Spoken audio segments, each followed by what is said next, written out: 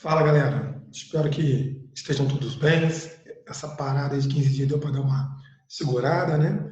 Eu espero que vocês tentem terminar aí, gente, as atividades, fazer as atividades. Está na etapa final, tá? Não desistam, não. Tentem lá, se esforcem um pouquinho. É, tudo tem que ser um sacrifício mesmo, um momento único para todos nós, né? Complexo para todo mundo. Óbvio que para uns, bem mais difícil que para outros. Mas juntos vocês conseguem. O que precisar, a gente vai estar aqui, tá? Hoje eu vou tomar uma ideia de revisão do conteúdo para que a gente consiga nos organizar, tá bom? Então, vamos lá, trabalhando com as questões dos assuntos que foram trabalhados, né? Que a gente pode retomar. Então, olha, o nosso primeiro conteúdo foi a queda livre, né? E quantidade de movimento e impulso. Eu botei uma questãozinha para a gente relembrar as equações e retomar esses conceitos, tá bom? Só para dar uma geralzinha disso daí. Então, olha, só para fazer um resuminho aqui, no cantinho, ó, a equação da queda livre na Terra, né? Não vamos perder tempo com outros elementos. É 5t ao quadrado, onde S é o espaço, é a altura que ele cai, né? E T é o tempo. O 5 é a gravidade sobre 2, tá bom? Na Terra, a gravidade é aproximadamente 10 metros por segundo quadrado. E a equação da velocidade, que é 10t. E a quantidade de movimento, que é a sensação que um corpo tem de massa, digamos assim, devido à sua velocidade de corrida no movimento. Beleza? São essas três coisinhas que a gente precisa para essas questões. Então vamos lá. Uma esfera de massa 3 quilos é solta de um prédio de uma altura de 40 metros. Então tem um prédiozinho aqui, ó.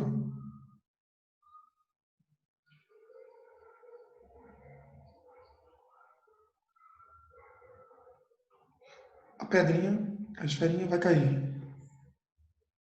Ela faz um movimento parabólico, porque a equação é de segundo grau, vocês viram que o gráfico dela é uma função quadrática, tá? Então faz um movimentozinho parabólico, né? Calcula a velocidade dessa esfera quando ela atinge o chão. Ou seja, para eu achar a velocidade, eu preciso do tempo que ela vai levar para atingir, tá? Então primeiro eu vou usar a primeira equação, olha.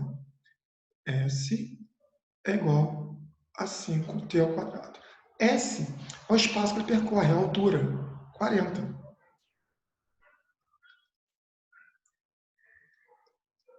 Tá bom? 40. A gente vai usar a calculadorazinha, não tem problema nenhum. 40. O 5 está multiplicando, passa a dividir. Né? Opa. A gente errou, a gente apaga.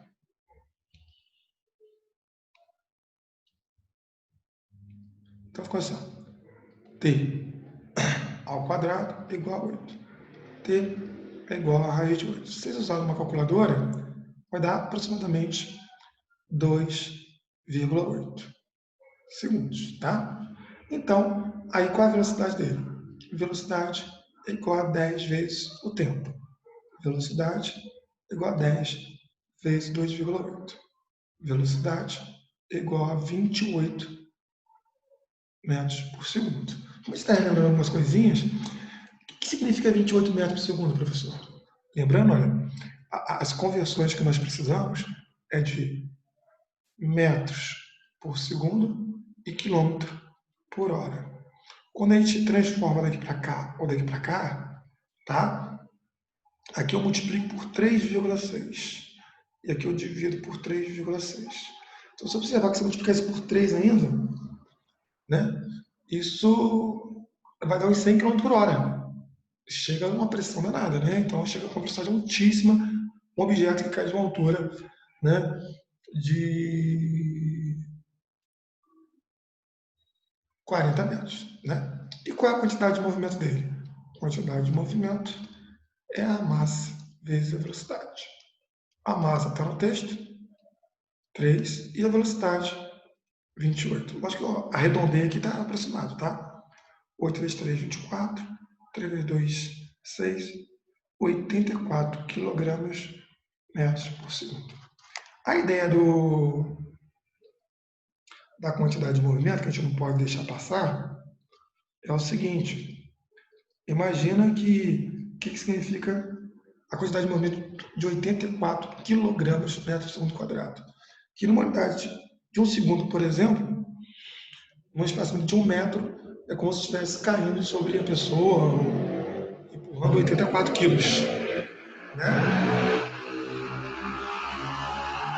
Esse objeto de 3 quilos, ao cair de uma altura de 40, é como se ele chegasse lá embaixo, no chão, com 84 quilos. Né? Na ideia de um choque, de um movimento, de uma batida, aquela fração de segundos, naquele milionésimo de espaço e de segundo, foi o impacto de como se fosse uma massa de 84 quilos sobre a pessoa, tá bom? Sobre o objeto sobre a pessoa.